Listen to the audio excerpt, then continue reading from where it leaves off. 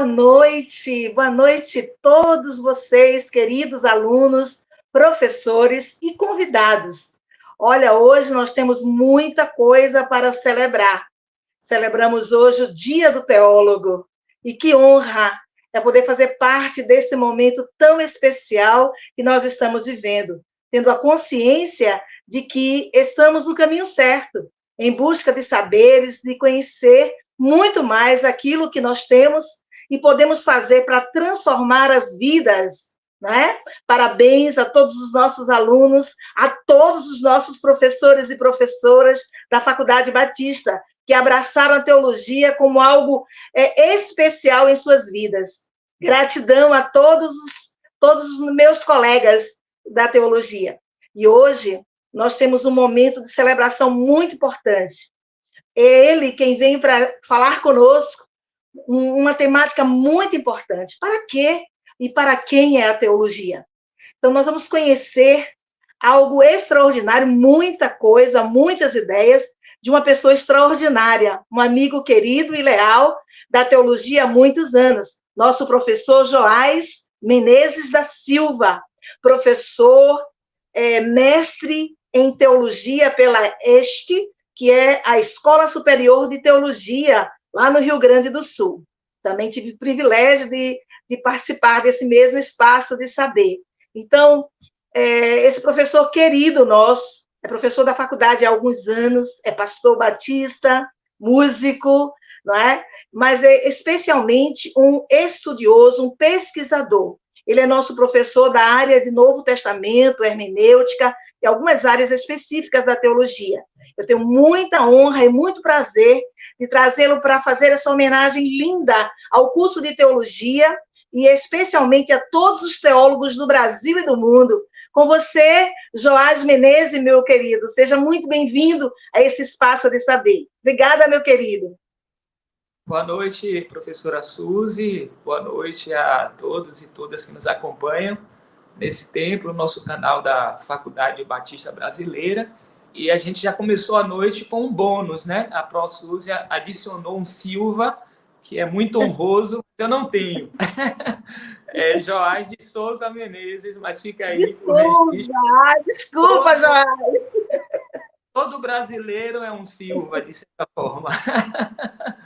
Eu acho que foi nervoso, né, do S, e coloquei o Silva, mas é Joás Souza Menezes. Muito querido, professor. Obrigado, Pro. Obrigado. Em primeiro lugar, eu quero parabenizar as teólogas e teólogos pelo seu dia, essa ciência tão fundamental para as nossas vidas e que tanto nos inspira. Eu tenho a alegria de transitar nessa instituição há mais de uma década e poder ser tocado por estudantes de teologia e, ao mesmo tempo, de alguma forma, compartilhar desses saberes. Então, eu quero aqui deixar nessa noite aqueles que já concluíram o seu curso, que são teólogos e teólogas, e também aos nossos estudantes do curso de teologia que estão no processo de formação. Fique aí a minha felicitação. Eu quero também aproveitar esse momento para agradecer ao Departamento de Teologia, na figura da nossa querida coordenadora, professora Suzy, por esse honroso convite. Eu sei que muitas colegas e colegas poderiam estar nesse espaço para compartilhar esse tempo, mas a professora Suzy, com a sua generosidade, me colocou como sendo a voz para poder compartilhar com vocês alguma coisa nesse tempo, que será uma conversa, que será, sobretudo, um tempo de celebrar, mas também de ressignificar e repensar a nossa trajetória e a nossa fé. Fica aqui a minha gratidão. Nós aqui agradecemos, Joás. Você está comigo aqui, né, no curso de teologia, conosco, na verdade, há bastante tempo, e você é alguém que merece esse momento tão especial da teologia, e você falar para a gente é sempre um aprendizado. Eu absorvo muito o que você fala, né? Você é alguém muito importante dentro desse curso, desse bacharelado em teologia da Faculdade Batista Brasileira. Muito obrigada, professor. Gostaria de fazer uns avisozinhos rapidinho, né? As perguntas, vocês podem digitar as perguntas pelo chat, tá? E Paulinha vai passar aqui para vocês. E também a lista de frequência vai ficar lá no finalzinho para vocês assinarem, tá? Sabendo que o certificado de cada um de vocês, né? Eu também me inscrevi, que eu queria muito ganhar esse certificado. Vai ser a partir dessa inscrição, né? Você já vai receber e da sua lista de frequência, tá bom? Então, não quero perder um minutinho, sei que o professor é bastante ocupado, tem outras atividades, então, com a palavra, professor Joás Menezes, Souza Menezes, e com o tempo que você precisar para trazer aquilo que está no seu coração, desse conhecimento tão importante que é a teologia. Fiquem agora com o professor Joás. Obrigado. E essa palavra final da professora Suzy sobre o coração, né? Acho que a teologia ela precisa ser feita a partir desses dois lugares, né? A gente utiliza a mente, mas não se faz teologia também sem usar o coração. Eu quero aproveitar esse momento também de gratidão inicial para as pessoas, os live espectadores aí, que não são vinculados à FBB, mas que atenderam ao nosso convite, estão interagindo, estão participando. Eu quero dar as boas-vindas a vocês que gentilmente atenderam o nosso convite e que estão participando desse tempo. Espero que seja, de alguma forma, significativo para você. Mas, como eu disse anteriormente, esse momento é um momento de celebrar. E muitas vezes, quando a gente pensa em celebrar, a celebração ela não nos isenta da reflexão. Eu acho que a gente pode sair dessas polaridades, né? Às vezes as pessoas pensam que no celebrar há essa impossibilidade de saber com densidade por que nós estamos celebrando, a razão das nossas celebrações. Então, eu penso que a gente pode conciliar as duas dimensões. Essa é uma noite de celebração, é uma noite onde a gente para por um momento para pensar um pouco sobre essa dimensão que é o nosso saber teológico. Nós estamos aqui a partir de uma instituição de teologia, a Faculdade Batista Brasileira, e que também quero elogiar a faculdade pela sua história no curso de teologia. É uma faculdade que está vinculada a uma cruzada importante, a um grupo importante, e, de certa forma, vinculada a uma instituição religiosa, a Igreja Batista do Caminho das Árvores, mas que é um curso plural, um curso aberto, um curso onde cada professor, professora tem a liberdade para ministrar, de fato, esse saber da teologia cristã. Apesar de ser denominada Faculdade Batista Brasileira, a gente estuda teologia, claro que especificamente a teologia cristã, e essa instituição tem sido esse espaço aberto para a reflexão, para o pensamento, sem deixar de fora a sua tradição, sem deixar de fora as suas convicções, mas esse espaço de pensamento, esse espaço onde a gente pode transitar a partir dos pressupostos de cada área da teologia e crescermos e sermos enriquecidos nisso. Eu vou precisar, como a professora Suzy falou, e eu também reforcei a necessidade de trabalhar mente e coração. Eu trouxe alguns apontamentos, porque se eu me deixar levar aqui apenas pelo coração, a gente vai usar muito, vamos ocupar você demais nessa noite, e vocês e eu tenho também algumas tarefas ainda a realizar. Então, vocês vão perceber que em alguns momentos eu vou precisar dar uma olhada para baixo, porque eu estou com uns apontamentos aqui, e queria, então, me orientar por esses rabiscos, né? Um grande teólogo declarou que a teologia ela é feita a lápis. Nesse sentido, a gente sempre está aberto a pensar e repensar. A teologia nunca está fechada, não é um fechamento, não é uma clausura, não é um pensamento definitivo sobre nenhum assunto. Então, nesse sentido, meus apontamentos também estão sujeitos a reparos.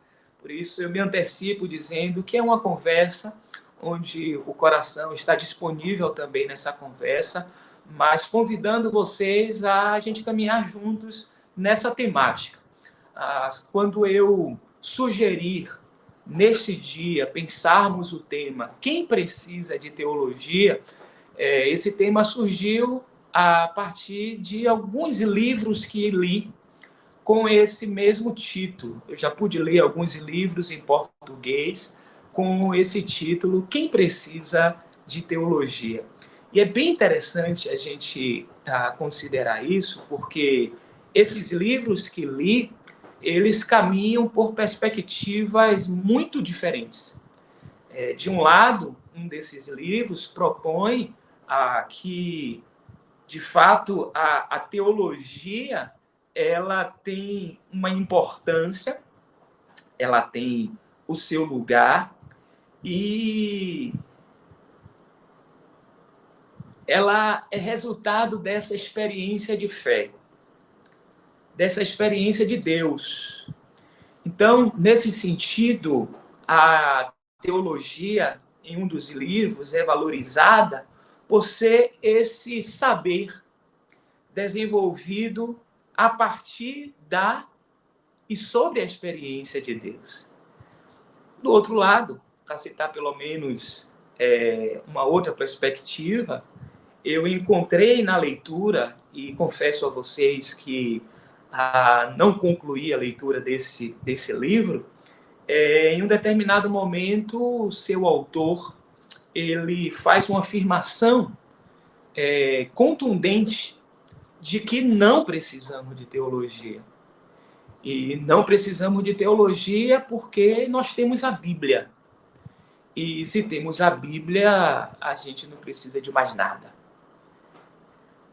Eu queria caminhar com vocês a partir dessas duas perspectivas, que livros distintos com o mesmo título colocam visões antagônicas em relação ao lugar da teologia.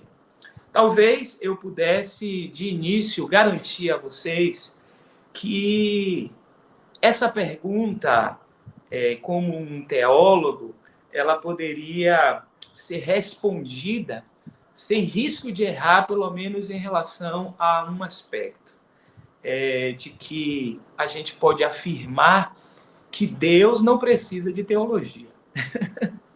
Mas, inclusive, para essa afirmação, uma boa teóloga, um teólogo, também faria a pergunta: será? Mas Deus não precisa de teologia. Nós precisamos da teologia, porque a teologia é essa possibilidade de articular a nossa fé, é a possibilidade da gente reagir a essas experiências com as quais nós lidamos na vida comum, na vida prática, dos nossos encontros e desencontros. Então, de alguma forma, a teologia é esse lugar. Eu, apesar de jovem, já tenho um pouco tempo de caminhada, mais de uma década, de quase 2 décadas, lecionando teologia e tendo encontros com estudantes, com pessoas, transitando em comunidades de fé. E durante muito tempo eu pude ouvir sobre algumas denominações ditas cristãs que elas não viam com bons olhos a possibilidade dos seus adeptos, dos seus membros, submeterem a um curso de teologia. Eu vi e tive a experiência de ter estudantes também na nossa Faculdade Batista Brasileira que romperam esse lugar. Muitos deles que estavam em segmentos que não valorizavam, não entendiam que a teologia não era relevante, pelo contrário, que até para alguns um óbice à fé, um impeditivo ao avanço na fé. E eu pude ter contato com estudantes de teologia que romperam essa fronteira, que assumiram o risco. A gente poderia usar a imagem aqui do mito da caverna de Platão para me referir a essas pessoas que ousaram pensar, ousaram sair desse lugar fechado. Eles, usando a linguagem muito popular, pagaram para ver. E, de fato, literalmente, eles pagaram o seu curso, eles não tinham subsídio da instituição, que, pelo contrário, nem queria que eles estivessem nesse lugar. E a gente pôde ter contato com essas pessoas, a despeito das restrições do seu ambiente, eles fizeram esse caminho. E eu posso assegurar que algumas experiências que tive com estudantes de teologia, de que foi um passo muito enriquecedor para a vida deles. Porque nesse processo de saída da caverna, desse lugar onde as respostas já estavam prontas, onde as possibilidades já estavam definidas, eles deram esse passo e puderam, então, nessa experiência do caminho, eles experienciaram, eles puderam constatar com os próprios olhos, eles puderam, com os seus próprios ouvidos e com o seu coração, assimilar a realidade. E com essa capacidade que nos foi dada por Deus, assumindo os riscos de fazer as nossas escolhas, porque a experiência da fé é a experiência do risco. E a experiência da fé e a experiência do risco nos coloca nesse lugar da liberdade de escolher. E com a iluminação do Espírito, para nós que cremos, essa dependência que temos de que o Espírito nos conduzirá às escolhas certas. Mas nesse processo também nós erraremos. Nesse processo a gente vai fazer aquilo que é próprio da nossa demasiada humanidade, que é carente e ao mesmo tempo cheia de potencial. Essa nossa humanidade que nos leva a lugares novos, mas que, se a gente não se permitir, a gente fica preso nas estruturas que já estão superadas e que não nos oferecem a possibilidade de dar o nosso próximo passo.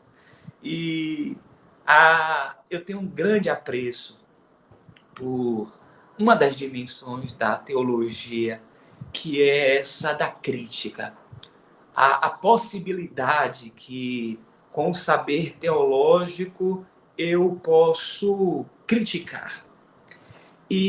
Mas, ao mesmo tempo, eu considero que uma boa crítica teológica, ela não pode ser feita sem também considerar, sem ser acompanhada do amor. Um autor das Escrituras, em uma das suas cartas do Novo Testamento, ele diz que o saber ensoberbece, mas que o amor edifica. Não é uma eliminação do saber, não é uma eliminação da razão, mas é colocar o saber e a razão a serviço. É esse saber e essa razão que está disponível para o benefício dos outros. Então, a teologia não pode ser apenas essa crítica ácida pela crítica, mas ela não pode prescindir da crítica. Para fazer uma boa teologia é necessário reaprender a fazer perguntas. É também necessário reaprender a escutar. A escuta é fundamental para que a gente cresça nesse processo da nossa construção dos saberes teológicos. Mas é necessário também reaprender a fazer novas perguntas, porque nós vivemos novos desafios. E perguntas antigas não cabem, não respondem mais aos desafios do nosso tempo. E nós vivemos num mundo que tem passado por rápidas, grandiosas e profundas transformações.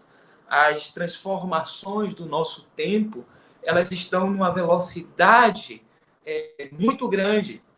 E usando aqui esse pouco tempo que temos, eu quero compartilhar com vocês algumas percepções. E, de antemão, eu quero dizer para vocês que essas percepções, elas não surgem como resultado de um estudo exaustivo, onde dados foram comparados, onde a gente pode fazer algumas afirmações a partir de uma experiência mais ampla, mas quero confessar a vocês que é um recorte pequeno de um lugar de trânsito nosso em instituições, no ensino teológico, em conversas, em cafés, ouvindo, absorvendo, e algumas impressões a gente pode, então, compartilhar com vocês aqui. Há um tempo, nós falávamos daquele reducionismo das ideias. E uma imagem que eu sempre utilizei, que personificava esse reducionismo das ideias, são os textos de 140 caracteres do finado Twitter.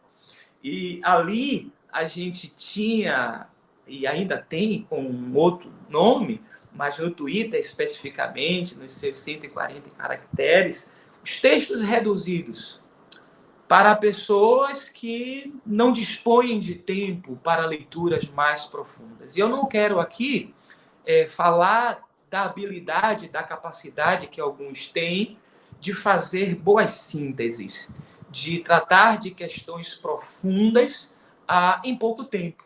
Existem pessoas que têm habilidades para isso. Mas essa imagem que eu quero trazer do reducionismo, ou do reducionismo de ideias, personificado aqui no antigo Twitter, a gente pode pensar também nos nossos dias, no nosso tempo, sobre os recortes das redes sociais, no Twitter, nos textos, mas também no Instagram e no TikTok, os vídeos curtos, aquele conteúdo rápido, para ser digerido de maneira muito rápida.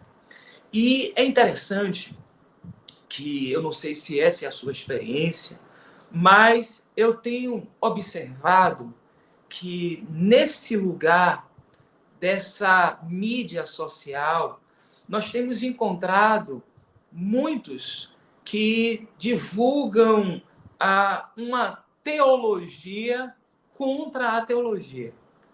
Por que eu estou dizendo isso? Porque quando nós nos dedicamos ao estudo teológico, quando nós compreendemos o método teológico, quando eu falo o compreender, não é com nenhuma soberba, no sentido das ferramentas que nós nos apropriamos, e também a gente lida com a análise dos discursos, a gente percebe que todo discurso religioso, ele traz no seu bojo uma teologia. Há uma teologia ali. Há um pensamento teológico ali. Mesmo que ele não seja explicitado, e talvez mesmo que ele não seja compreendido e conceitualizado, por assim dizer. Mas há um pensamento teológico embutido no discurso. E aí nós encontramos uma teologia contra a teologia. E se no passado a gente tinha que lidar com as proibições das instituições que não incentivavam, que não desejavam que os seus adeptos participassem de um curso de teologia, eu tenho percebido algo hoje, e aí eu falo das percepções, de pessoas que inclusive administram casas de teologia, e tenho encontrado também estudantes de teologia que são críticos da teologia. Ou seja, eles se submetem a um curso de graduação, eles adentram um curso de teologia, tendo em vista que essas instituições ou denominações, inclusive, passaram a criar institutos de teologia, mas eles são críticos da teologia. Quando eu falo da crítica à teologia, eu não estou dizendo da necessária crítica aos pressupostos teológicos. Todos os pressupostos teológicos, eles precisam passar por esse crivo. E a teologia permite e estimula isso. Essa crítica aos argumentos que precisam ser sustentados, aos argumentos que precisam ser comparados, aos argumentos que precisam dessa solidez metodológica. Mas o que a gente encontra hoje, em grande escala, é que esses críticos da teologia operam nesse mesmo espaço dos 140 caracteres do Twitter, ou então dos curtos vídeos do Instagram ou do TikTok. É um tipo de modelo que é apenas para responder a uma necessidade imediata e atender aos apelos desse ambiente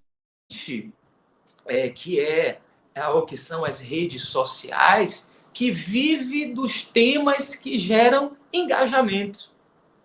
E uma teologia séria é muito mais do que desejar likes ou desejar views.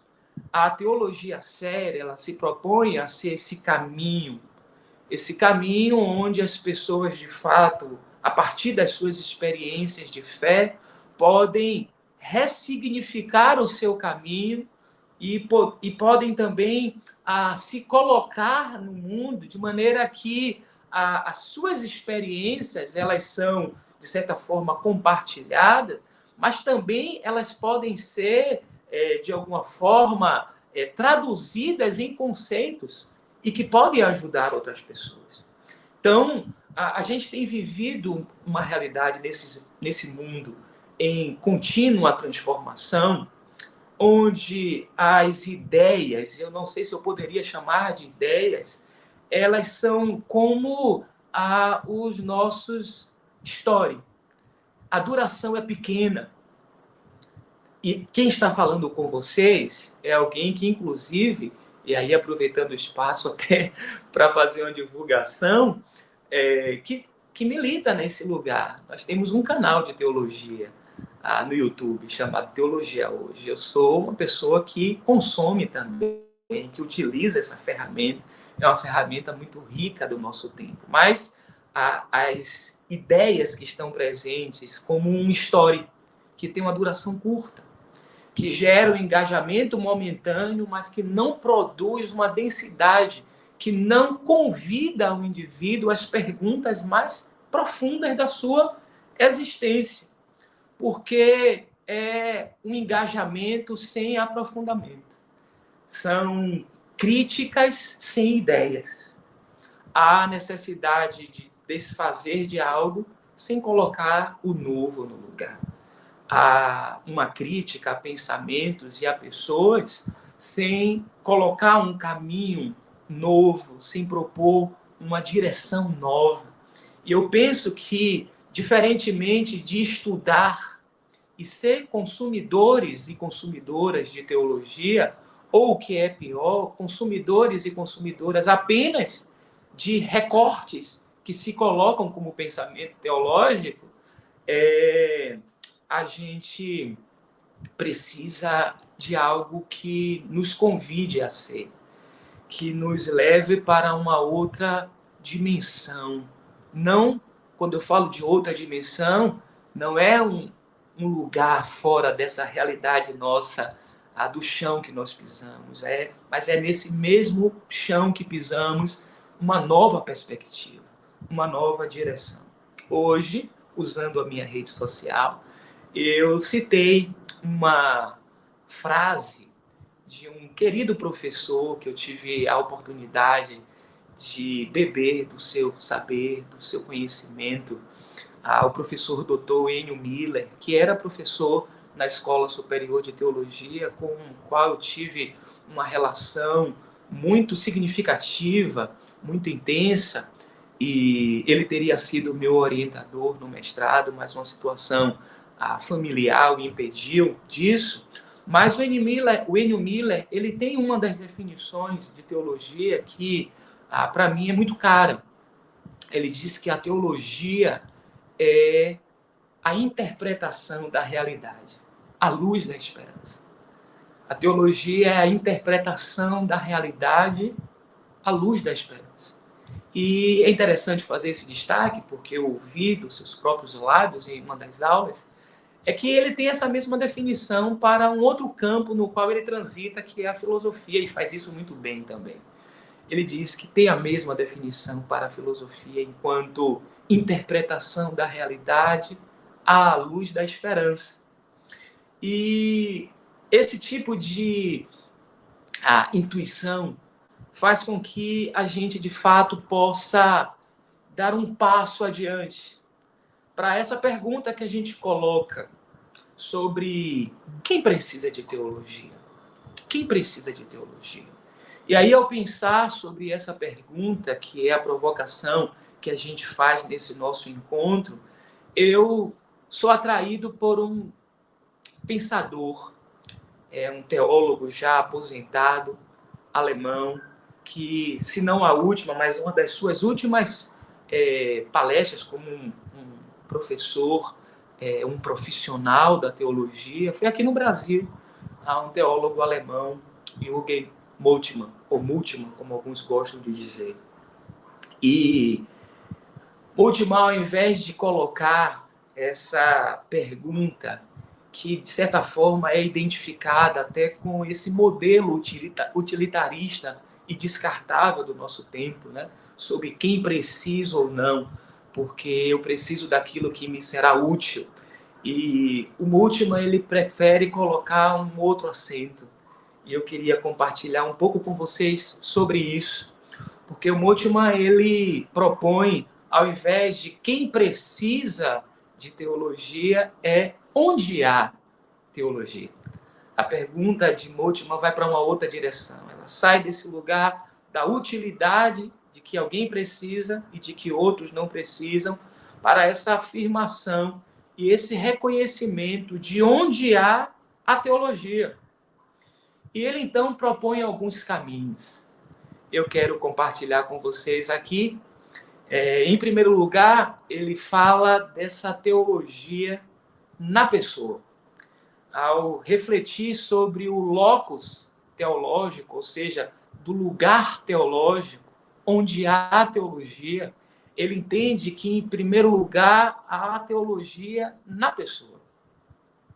E aí ele conta a sua experiência de alguém que viveu no tempo da guerra, de alguém que é filho de um país que provocou as maiores atrocidades e de que fez um mal muito grande a muitas outras nações, a muitas pessoas, mas enquanto alemão ele também sofreu.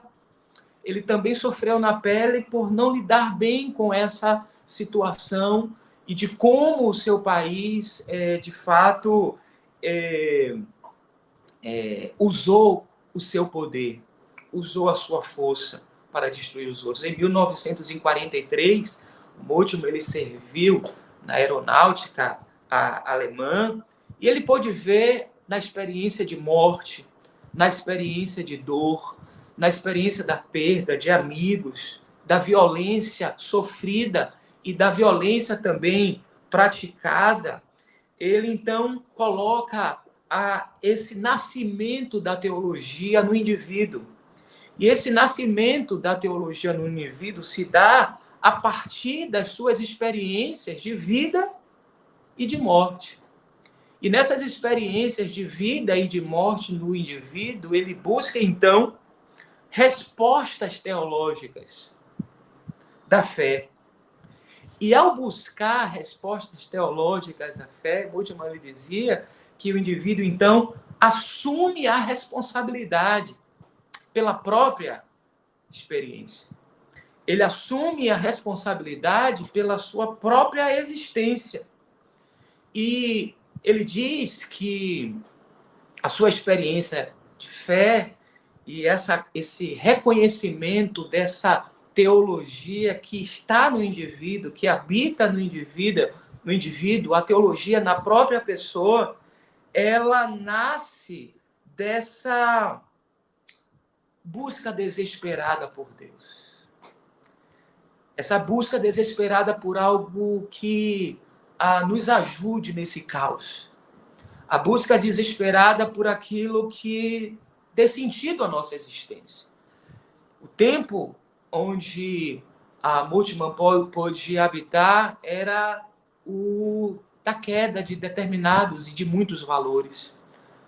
A vivência que ele teve foi das perguntas novas, mas de realidades antigas, como a do salmista. Onde está Deus?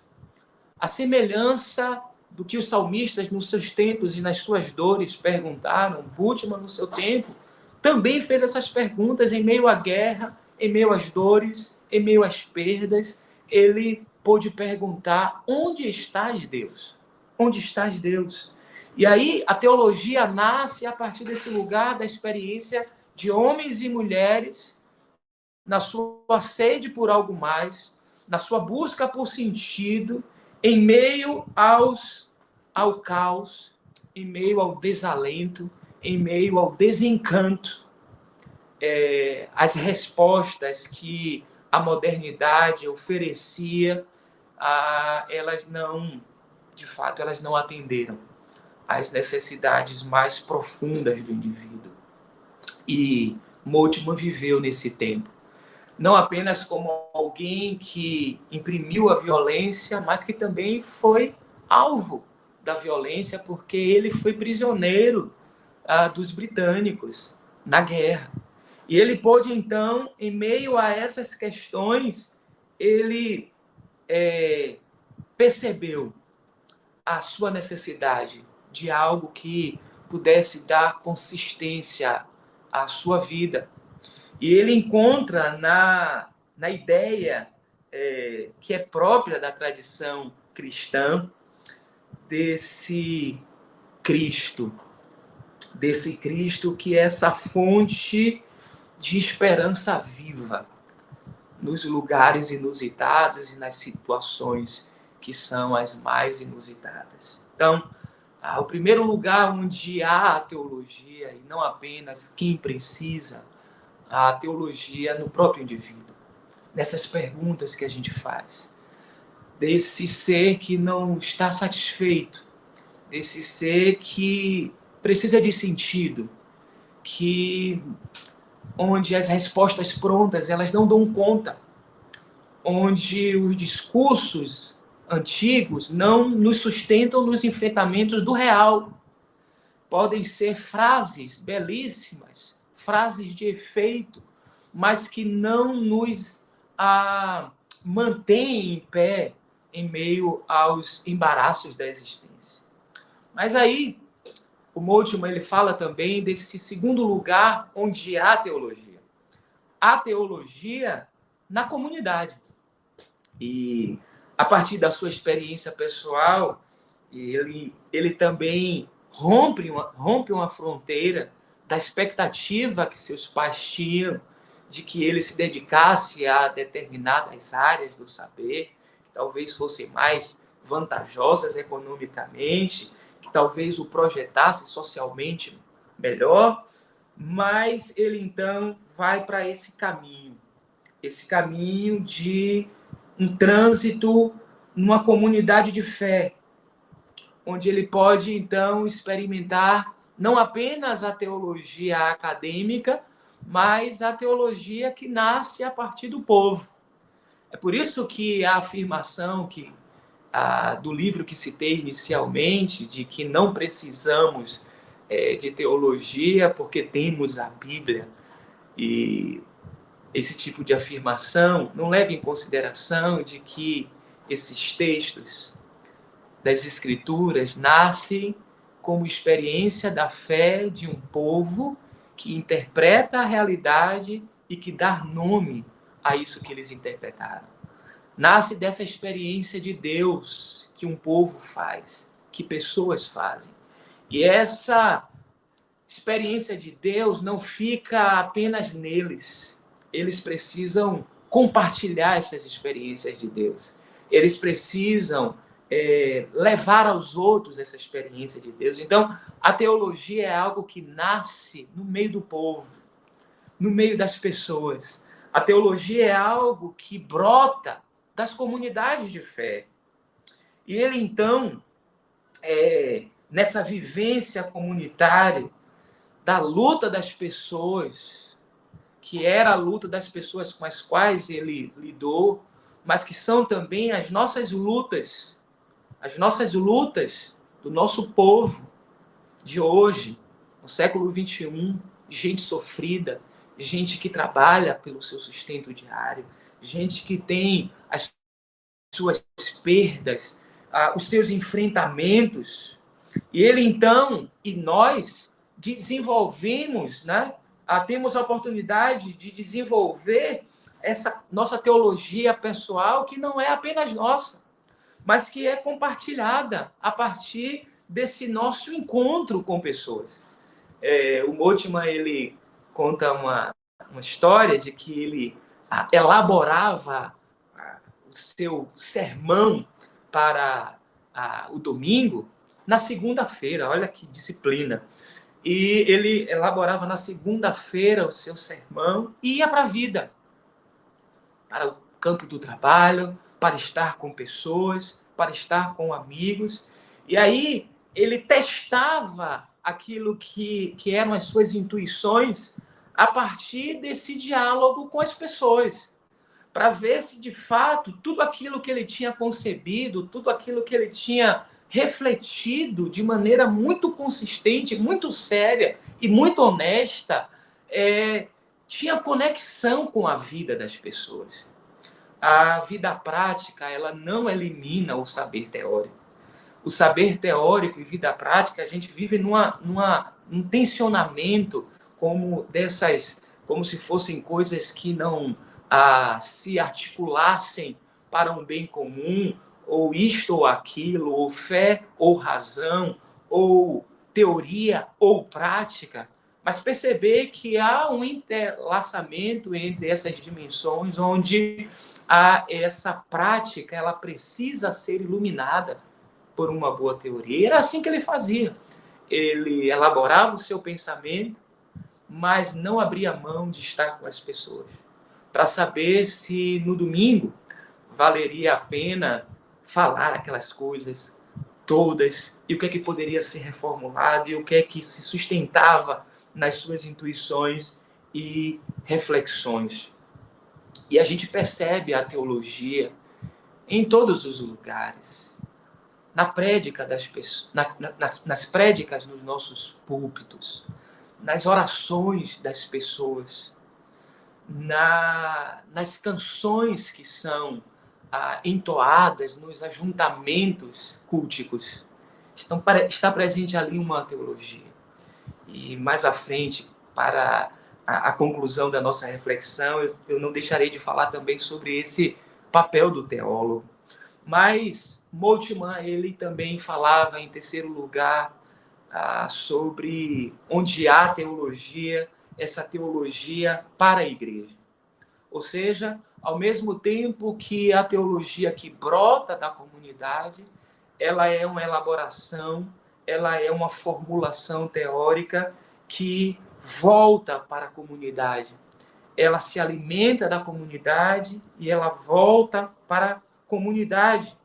E ele, então, entende, e a semelhança do Dietrich Bonhoeffer, o Moltmann, ele faz parte da igreja confessante, que é esse espaço de resistência àquele modelo de uma religião que se associou ao modelo do nazismo, né, do nacional, aquela estrutura da Alemanha do seu tempo, né, do regime nazista, e ele então faz parte desse lugar de resistência, desse lugar onde a gente celebra, mas a gente reflete, a gente tem uma teologia, como é dita, uma teologia na prática, com os pés no chão, mas a gente reflete o nosso fazer, a gente reflete as coisas que a gente faz.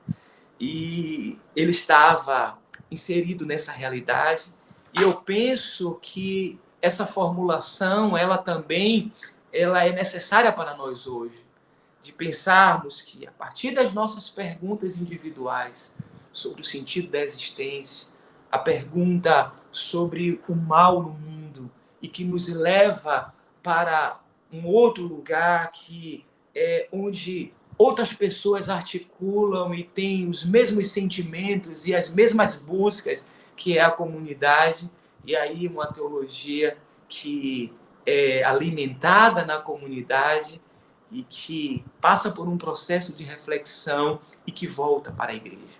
E, por fim, ele falava onde há teologia na universidade.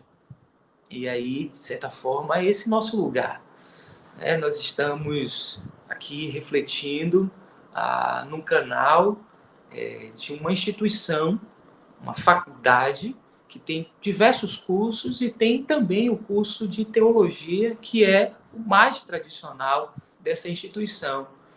E a teologia que é elaborada nesse lugar da faculdade é essa possibilidade de a gente lidar com novos questionamentos, a gente lidar com novas possibilidades. E o que está sempre em jogo é essa nossa capacidade de decidir. Porque, de alguma forma, e eu já disse isso em uma das turmas, como a professora Suzy falou no início, eu já transito há muitos anos como professor na área de Novo Testamento e também da hermenêutica, mas já tive a oportunidade de transitar em outras cadeiras, e uma delas a da introdução à teologia. E usando a imagem que está no Evangelho da tentação de Jesus, eu já disse aos meus alunos que um curso de teologia nos dá poderes. Poder para transformar pedras em pão. A questão que fica é como nós usaremos isso. A tradição cristã e o relato bíblico deixa evidente para nós como é que Jesus lidou com essas tentações. E quem passa por uma faculdade de teologia, quem passa por uma universidade, e no caso dele, do Moltmann, que estava num país onde as instituições e a própria igreja eram reguladas pelo Estado, mas nós que vivemos numa outra realidade desse ordenamento social, também estamos diante do dilema de como administraremos esse saber, de como usaremos esses poderes, porque o curso de teologia ele é um curso amplo. A gente tem a oportunidade de estudar um sinnúmero de disciplinas, né? Estudamos a história de Israel, estudamos exegese, estudamos as línguas antigas, o hebraico, o grego, estudamos a cultura dos povos antigos, a gente transita pela sociologia, pela antropologia teológica, a gente transita por vários saberes. E o saber também é uma ferramenta de poder. E como nós administraremos esses poderes? E talvez aí aqueles que fazem pouco caso da teologia, que usam uma teologia contra a teologia, é porque sabem que tem nas mãos um poder. E querem administrar esse poder para a sua própria manutenção. E está diante de nós um convite a uma nova ética. E essa nova ética ela pode ser estabelecida através de um velho amigo e que está presente e que está na igreja. está conosco, que é na experiência de Jesus de Nazaré. Olhando para a vida, a obra e a ordem de Jesus, a gente aprende a como lidar com o poder. A gente aprende que o poder, quando é usado a serviço dos outros, ele faz com que as pessoas sejam melhores. E aí, essa teologia, que é uma teologia mais elaborada, que requer um método. E talvez, eu não sei aqui, todos os estudantes que aqui estão, mas os estudantes nos primeiros semestres lidam com essa tensão entre aquilo que foi aprendido nas comunidades, e não significa dizer que o que foi aprendido na comunidade não seja útil, não seja bom, mas uma nova racionalidade, uma maneira de operar esse conteúdo e de também entender esse conteúdo, independente de definir a sua valoração, o certo ou o errado, o que é absorvido e o que é rejeitado, mas essa capacidade de pensamento, onde ao mesmo tempo a gente vive numa dupla dimensão, como no livro de Jean-Yves Leloup e Leonardo Boff, que é o enraizamento e a abertura. E nesse lugar que é a universidade, que também é um locus teológico, não é o único onde há a teologia, a gente aprende a lidar com essa dupla dimensão do enraizamento e ao mesmo tempo da abertura, o não fechamento. E caminhando para o final, como foi estimulado no início, nós estaremos aqui por alguns minutos também aberto a questionamentos, a perguntas, a algumas colocações. Eu quero concluir essa minha fala inicial e convidando a cada um de nós, nesse dia das teólogas e dos teólogos, e a refletirmos sobre quem precisa de teologia, mas também dando um passo adiante sobre onde há a teologia. É necessário, então, reafirmar. Eu penso que esse dia é um dia que nos convida a reafirmarmos o propósito, o lugar e a relevância da teologia cristã. Afirmarmos o propósito, ou reafirmarmos o propósito, o lugar e a relevância da teologia cristã. E é tarefa nossa, e é tarefa das teólogas e dos teólogos, comprometidos e sérios com esse saber, com essa poderosa ferramenta, mas que é um poder usado a serviço. E para concluir a minha fala, eu trago aqui um texto ou algumas intuições que aparecem em um artigo de um livro do Leonardo Boff, quando ele fala desses novos rumos da igreja. Ele tem, em um dos capítulos daquele livro, eu recomendo a leitura, um capítulo com esse título: O papel do teólogo, da teóloga, na caminhada do povo de Deus.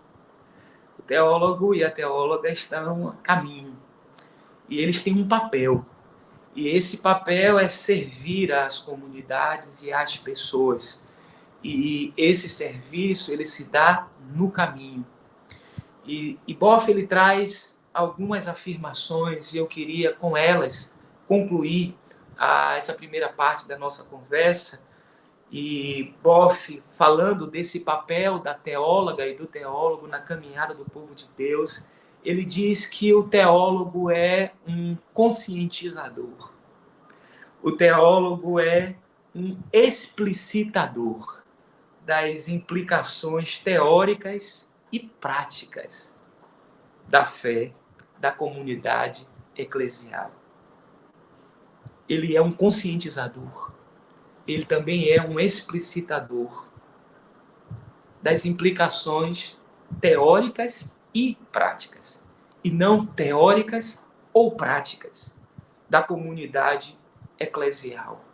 Mas ele diz também que é papel do teólogo e da teóloga ser esse intelectual orgânico da comunidade, teóloga ou teólogo, eles operam como esse intelectual orgânico da comunidade, mas também na comunidade. Não basta apenas ser aquele que é a última voz, o saber, o oráculo definitivo, mas a teóloga, o teólogo que cumpre esse papel de reflexão, de ser intelectual orgânico na comunidade, da comunidade e na comunidade. É necessário que vivamos essas experiências com o povo, das suas dores, dos seus clamores, das suas necessidades.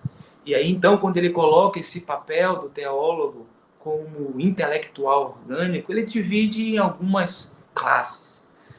O teólogo, ele é um professor.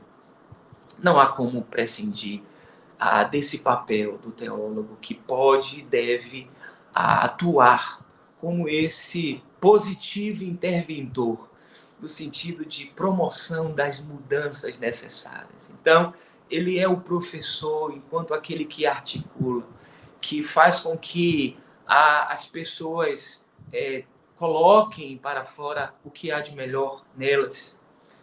Usando a imagem aqui de Sócrates, aquele que faz dar à luz aquilo que já está no próprio indivíduo.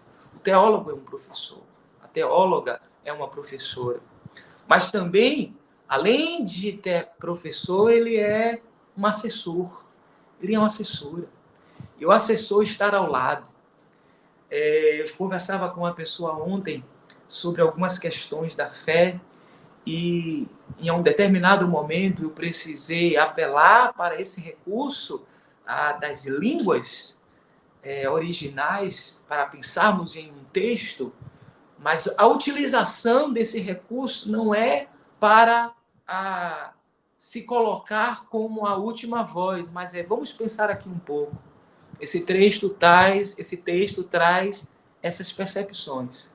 Significa dizer que o teólogo não é aquele que pura e simplesmente vai dizer o que é, mas ele pode ajudar como um assessor a dizer o que não é. Vamos pensar por outra via, vamos pensar por outro modo.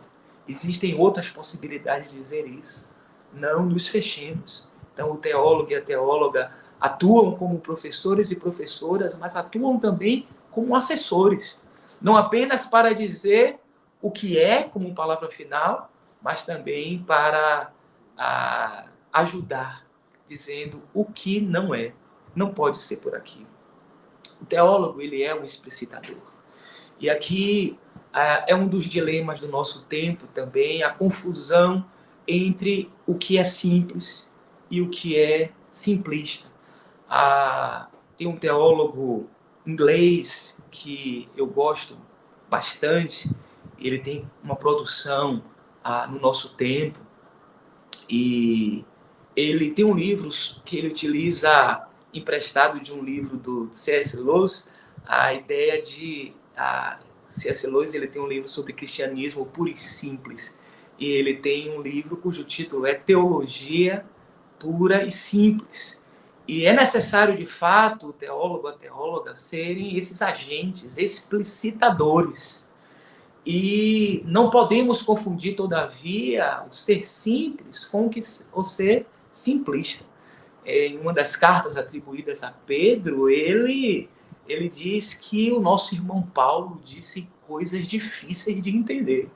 Então, de fato, existem coisas difíceis de entender, mas naquela carta de Pedro também está dito que existem alguns que distorcem isso que é difícil. Então, é importante a gente reconhecer que existem coisas que exigem de nós a dedicação, esmero, parar, refletir, e de forma que o teólogo possa dizer na palavra do próprio povo as dimensões mais profundas da fé. É dizer na palavra e na voz do próprio povo aquilo que são as intuições mais profundas da fé, como seguidoras e seguidores do caminho. Você, quer seja formado em teologia, ou seja um estudante no caminho da formação, precisa ser esse explicitador, essa explicitadora. E, por fim, o teólogo é esse animador das reflexões em cima das práticas comunitárias. Eu já disse isso em outro momento nessa noite, de outra forma, mas o teólogo é esse animador das reflexões a partir das práticas comunitárias. É papel do teólogo e da teóloga que está na comunidade, a serviço da comunidade, observar os rumos da comunidade e as práticas da comunidade e ser, de fato, esse que provoca as reflexões nesse lugar, porque só com perguntas e com essas profundas reflexões é que nós poderemos dar esses saltos qualitativos. E aí eu quero concluir dizendo que a teologia, ela nos dá a possibilidade. E a teologia nos convida também a ver a necessidade de refletirmos sobre os grandes e conturbados momentos atuais, iluminados pela fé cristã. Mas também refletir sobre os grandes e conturbados momentos atuais da própria fé cristã. E esse é um dia para a gente pensar sobre isso. Eu, então, agradeço a vocês a oportunidade, eu agradeço, então, ao convite que me foi feito e desejar novamente a vocês um feliz dia do teólogo e da teóloga. Muito obrigado.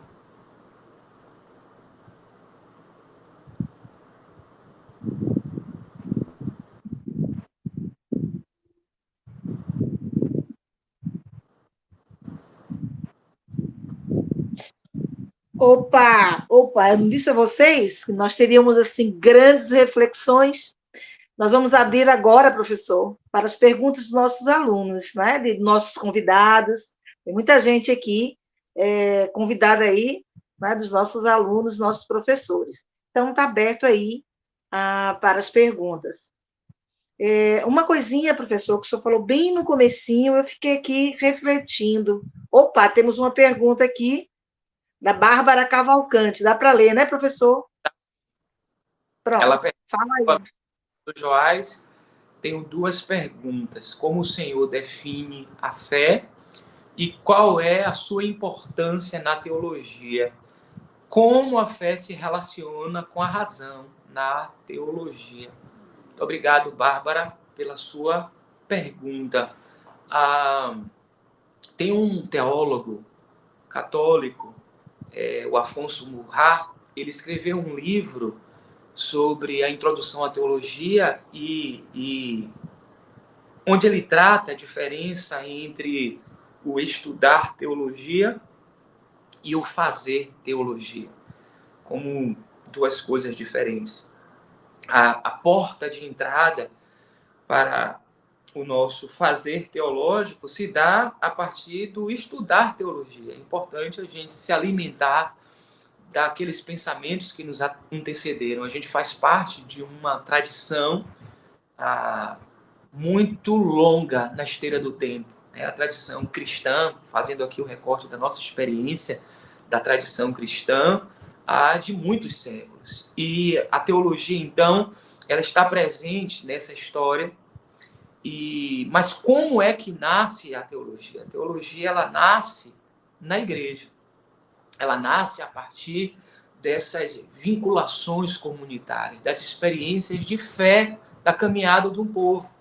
É o povo que dá ou busca as respostas a partir da sua experiência que faz de Deus. Então, usando aqui um dos conceitos de Paul Tillich, que foi um grande teólogo do século XX, o Paul Tillich, ele disse que a fé, no seu livro A Dinâmica da Fé, é como estar possuído por aquilo que nos toca incondicionalmente. A fé é como estar possuído por aquilo que nos toca incondicionalmente. Se você olha, Bárbara, a definição de fé no recorte na Escritura, a partir do autor da carta aos Hebreus, a gente encontra a fé como a certeza das coisas que se esperam. Você não tem ali, naquela definição, algo que a gente pudesse encerrar definitivamente sobre o que é fé. Eu coloquei para você aqui duas perspectivas, apesar de você ter perguntado a mim qual seria o meu conceito de fé. E fé, para mim, é essa resposta comprometida a partir dessas experiências de ser tocado, dessas experiências de ser convidado a ser, de ter a consciência de que existe uma dimensão que não anula o fato de estarmos nessa nossa imanência, na vida concreta, mas que não se encerra apenas aí. Então, a fé é algo que me convida, né? Pegando aqui a imagem do Kierkegaard, que foi um teólogo dinamarquês, é esse convite a dar o salto, é esse convite a continuar seguindo, mesmo quando todo o cenário, todo o entorno sinaliza para outra direção. Mas, ao mesmo tempo, a gente tem a plena convicção de que esses passos que damos não é um passo que damos sozinhos. A gente precisa ter esse compromisso e essa resposta ousada e confiante, mas, ao mesmo tempo, o que nos move a dar o passo é que nós fomos tocados, nós fomos convidados. E aí, nesse sentido, eu me associo ao pensamento de Paul Tillich, que, como disse, que fé é como estar possuído por aquilo que nos toca incondicionalmente. É isso. Mais alguma pergunta, pessoal? Aguardando vocês. Mas eu ia falar, professor, bem no início da sua fala, você colocou... Olha, mais uma pergunta, eu não vou fazer mais nenhuma. Mais uma pergunta aí, professor. Joel Ferreira. Joel Ferreira, é um querido, seja muito bem-vindo, Joel. Muito obrigado por ter aceito aí o nosso convite. Então, vai na mesma linha da pergunta da Bárbara, né, sobre o que é fé para a teologia. É importante a gente resgatar isso, Joel, de que essa teologia nasce das experiências comunitárias. E é claro, quando a gente fala dessa racionalidade que é próprio de um estudo teológico, onde há uma dedicação e um encontro com as diversas correntes de pensamento teológico, mas a teologia usa como matéria-prima a experiência do povo que está no caminho, e essa experiência do povo no caminho também está nas Escrituras. As Escrituras sagradas, elas trazem memórias de um povo no caminho. Um povo que reagiu e nominou, ou pelo menos tentou nominar as suas experiências no caminho.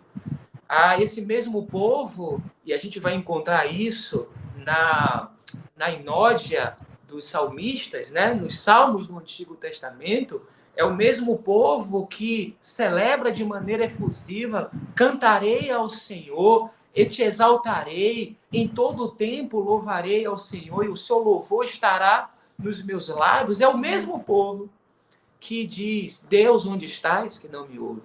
Senhor, escuta o nosso clamor. Onde estás, que não atende a minha súplica? Por que os meus inimigos, eles prosperam? Mas são aqueles e aquelas que enfrentam no caminho as intempéries de ser molestado pelo sol, ou das frias noites, ou aquilo que a Santa Teresa d'Ávila falou, a noite escura da alma, ou ainda, como no texto atribuído a Paulo, na carta aos Efésios, desse dia mau que chega, aqueles que, por essa força que nos move e que nos convida a olhar firmemente para o autor e consumador da nossa fé. citando novamente aqui o autor da Carta aos Hebreus, que diz que nós devemos olhar firmemente para o autor e consumador da nossa fé. Então, nesse sentido, eu concordo com a posição final dessa fé que vem a nós como esse dom do próprio Deus, né?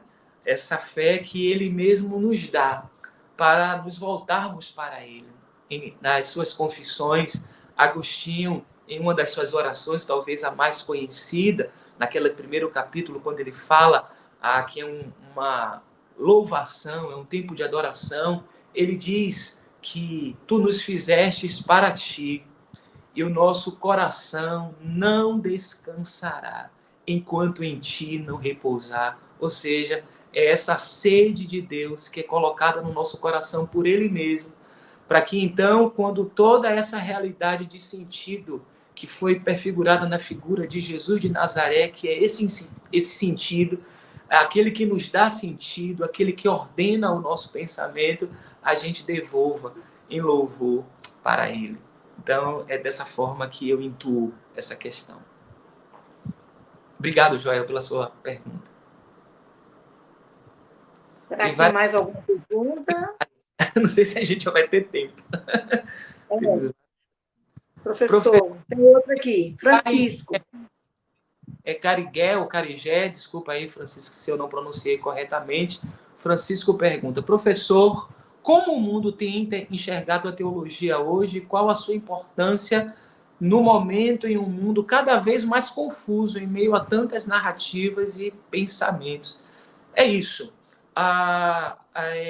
Você já deve ter ouvido, Francisco, uma expressão que é muito comum, e aí se aplica a várias áreas, né? Já não se fazem carro como antigamente, já não temos relacionamentos como antigamente, na verdade, é porque nós estamos em um outro mundo, nós não estamos no mundo de antigamente, nós estamos no mundo de hoje.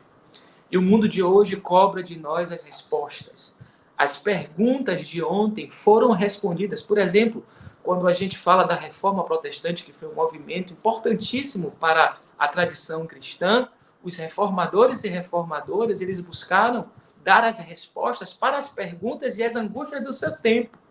Mas as perguntas e angústias daquele tempo não são as mesmas perguntas e angústias do nosso tempo, apesar de que há algo que está presente na existência humana e que perpassa as gerações. Mas existem as perguntas e existem os modelos do nosso tempo e que caberá aos teólogos e teólogas, nesse tempo, com as ferramentas que temos, responder a esses anseios. Então, assim, Francisco, eu diria que cabe a nós, não é de nos inquietar, não devemos nos inquietar com a quantidade de ideias e de pensamentos, porque a vida sempre foi assim. Em todo o tempo, os teólogos e teólogas tentaram responder às urgências do seu tempo. E a gente precisa estar sintonizado como leitores do nosso tempo. Há uma passagem no livro das Crônicas de filhos, se não me falha a memória, de Issacar, que eles eram leitores do tempo, para entender o seu tempo. E a gente precisa, então, estar sendo leitores e leitoras da realidade. Lembram do conceito de teologia do Dr. Ennio Miller, de que é a interpretação da realidade à luz da esperança? Então, eu e você, nós somos intérpretes da realidade. Nós precisamos assumir esse compromisso com o nosso tempo. Não ficar olhando para trás e dizendo era assim, ou ter um temor em relação ao que virá a ser, mas com o que nós temos hoje, com as possibilidades que temos hoje, buscar compreender o homem, buscar compreender como a sociedade está estruturada. Eu penso que a teologia nos oferece ferramentas importantíssimas e cada vez mais tem crescido aquilo que nós chamamos que é a teologia pública. É essa teologia comprometida com os diversos temas da sociedade, mas que entende que não é a última palavra, que entende que pode contribuir a partir desse lugar que é a teologia com os grandes temas do nosso tempo, com os grandes anseios do nosso tempo, com os grandes desafios do nosso tempo. Então, eu diria que o caminho é a gente se munir das ferramentas e não perdermos de vista isso. Sermos leitoras e leitores e intérpretes, hermeneutas do nosso tempo. A pastora Val Castro diz o seguinte: tem uma pergunta: quais foram as maiores dificuldades encontradas nessa trajetória da busca do conhecimento da teologia e quais os conselhos para os alunos iniciantes? Obrigado, pastora Val, pela sua pergunta. Em primeiro lugar, é a gente ter sempre essa consciência de que precisamos aprender. O ser humano é esse projeto inacabado, como já disse no seu livro Tempo de Transcendência, Leonardo Boff. A gente precisa ter essa consciência das nossas fragilidades e nos colocarmos nesse lugar de dedicados e fiéis aprendentes. Há sempre algo a aprender, há sempre algo a ensinar. Então, busquemos o que há de melhor na teologia, de fazermos uma boa teologia, de não nos fecharmos para nada. A razão foi dada por Deus. É um dom de Deus, assim como foi dito pelo Joel, né? A fé é dom divino, a fé é dom divino e a razão é dom divino. O pensar é dom divino. Não tenhamos medo de pensar. A fé é presente de Deus. A razão é presente de Deus. Vem da mesma fonte. E aqui eu recorro a uma encíclica do João Paulo II, a Fide et Ratio, né? Fé e razão. Ele diz que são duas asas, a fé e a razão, e que para a gente transitar ou voar bem como queira, a gente precisa ter de um lado a fé, que não é fideísmo, mas que é essa fé com essa consciência que me convida a ser, mas também a asa da razão, para não ficar... Se eu fico apenas com a asa da razão, eu corro o risco de ser um racionalista, que não é alcançado mais no coração, não é tocado mente e coração. Mas se eu fico apenas com a asa da fé, eu corro o risco também de ser apenas alguém que adere sem nenhuma reflexão a dogmas, a crendices, e viramos meros repetidores de algo que a gente nunca parou de maneira detida para tocar nessas coisas mais profundas. Então eu penso que para nós que sempre estamos no caminho, pastora Val, a gente precisa estar aberto a aprender e buscar o melhor. O que há de melhor no nosso tempo? Se a gente não tem acesso a outras línguas, o que há de melhor hoje? Não ficar se alimentando pura e simplesmente e entendendo que o melhor teólogo ou teóloga é aquele que tem mais visualizações, que é seguido por milhões de pessoas, mas entender que há uma produção teológica no Brasil muito rica, muito variada, de várias matizes, e que a gente precisa dialogar com elas sem perder de vista quem somos. Mas tudo isso serve para a nossa formação e para o nosso crescimento. Então, estejamos abertos a aprender sempre. Menandro, não sei se respondi, mas Menandro tem uma questão aqui também. Boa noite, mestre. Obrigado, Menandro, é um querido nosso também. Diante de tanto avanço científico nas áreas técnicas e humanas, qual seria o lugar da teologia? Então, o lugar da teologia, eu acho que de alguma forma até já tocamos nesse ponto, Menandro, mas é entender que ela pode contribuir.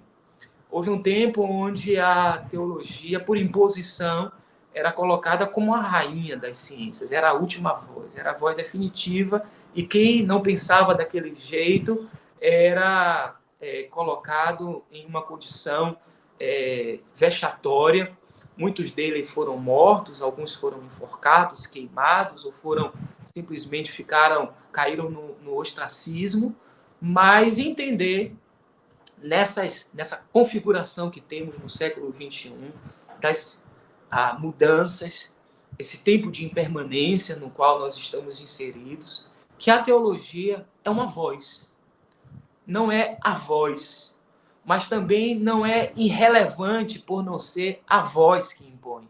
Ela é uma voz e que tem uma contribuição muito rica a dar na esfera pública. A teologia, ela tem uma contribuição onde a gente precisa ter essa consciência de que não devemos nos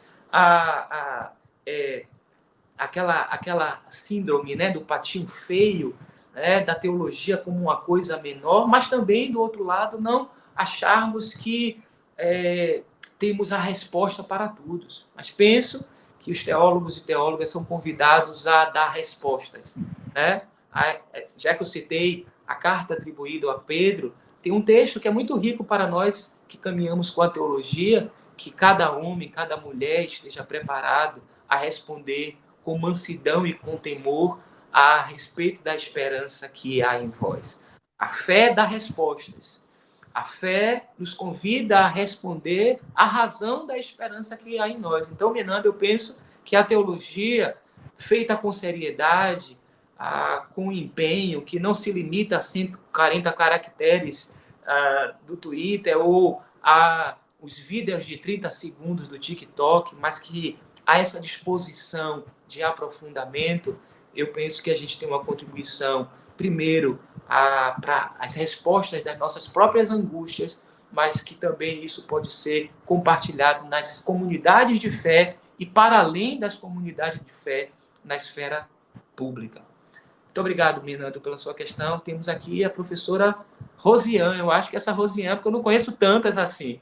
Então, já estou aí já chamando de professora Rosiane, que faz uma pergunta.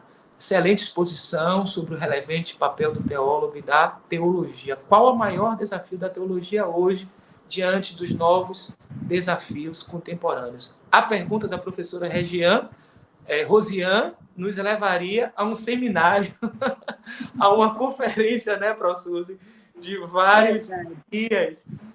Em alguns minutos eu não teria capacidade de responder, mas eu penso, assim como respondi ao Menandro, professora Rosiane, de que a gente precisa continuar no caminho. A gente precisa estar atento e aberto aos saberes, às mudanças, entendendo que com o outro a gente aprende, que o mundo que aí está exige de nós um novo olhar, exige de nós novas respostas. As respostas antigas não cabem mais, e as respostas pela imposição não cabem mais, não aproximam, não chegam no coração. Elas fazem com que as pessoas aparentemente estejam ali aderindo positivamente àquilo, mas os seus anseios mais profundos não estão sendo atingidos. Elas não estão construindo um caráter interior com densidade.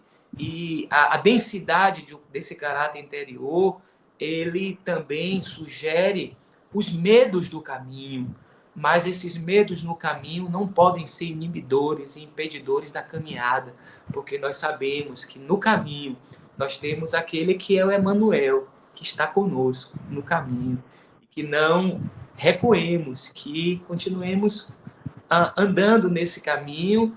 E, diante dos desafios, a gente sabe que recebe esses recursos, que não vêm de nós mesmos. Como está lá no profeta Zacarias, não é pela nossa força. Não é pela nossa força. Muitas vezes a gente quer dar as respostas. Quando eu falo não é a nossa força, eu não quero dizer que não cabe a nós aquilo que é próprio a nós fazermos. Mas, como palavra última e definitiva, a gente tem o Senhor, que é o Senhor da vida, o Senhor que está conosco no caminho e que nos ensina e que nos ajuda para que não recuemos e que olhemos firmemente para Ele como autor e consumador da nossa fé. Acho que o grande desafio, professor, é justamente termos o discernimento e não fazermos uma teologia rapidinha, né? De 5 minutos, ou de 3 segundos, ou no formato que tem aí do TikTok.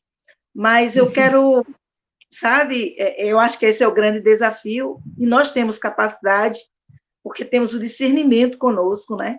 de mudar essa realidade.